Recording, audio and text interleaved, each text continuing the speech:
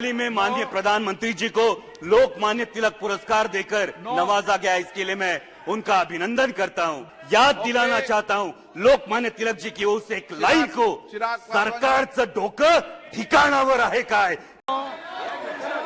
धन्यवाद अध्यक्ष महोदय। मैं सरकार के खिलाफ अविश्वास प्रस्ताव के समर्थन में खड़ा हूं।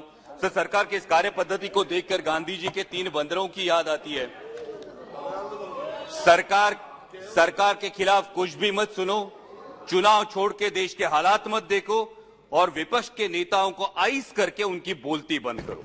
सर, कैसे विश्वास करें इस सरकार का जो महंगाई पर नहीं बोलती, जो इकोनॉमिकल ग्रोथ के आंकड़े तो फेंकती है लेकिन पर कैपिटा इनकम पर नहीं बोलती। माननीय गृह मंत्री जी ने कल बहुत सही बात कही कि आंकड़े कभी झूठ नहीं बोलते। इसलिए अर्थव्यवस्था जब 5वें पायदान पे पहुंचती है तो पर कैपिटा इनकम में देश 141 रैंक पे है। तो क्या देश की सब संपत्ति ये चुनिंदा पूंजीपतियों के हाथ में सिमटती जा रही है? सर, ये सरकार ने कई भाषणों में किसान सम्मान निधि की बात की, लेकिन सर किसान सम्मान निधि की बात हुई लेकिन पेस्टिसाइड्स और फर्टिलाइजर्स में 4 से 5 गुना इजाफा हुआ, इसकी बात नहीं की। अभी माननीय अर्थमंत्री जी बोल रही थी तब उन्होंने टमाटर के बारे में इंटरवेंशन की बात की, लेकिन सर पिछले 4-5 सालों से हमारे किसान टमाटर सड़क पर फेंक रहे थे तो इन किसानों के आंसू पोंछने ये सरकार नहीं गई। सर, वही हाल आज प्याज के दामों का है।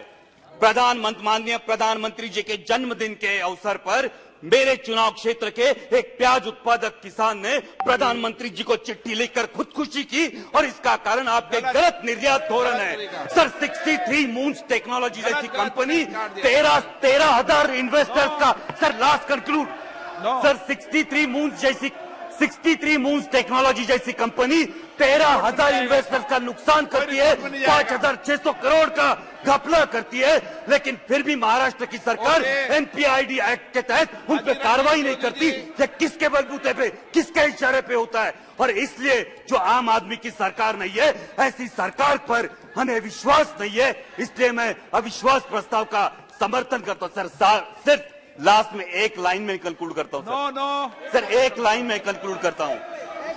हाल ही में माननीय प्रधानमंत्री जी को लोकमान्य तिलक पुरस्कार देकर नवाजा गया, इसके लिए मैं उनका अभिनंदन करता हूं। लेकिन उसी के साथ याद दिलाना चाहता हूं लोकमान्य तिलक जी की ओर से एक लाइन को, सरकारचं डोकं ठिकाणावर आहे काय, ये आत्मचिंतन होना चाहिए। Thank you so much.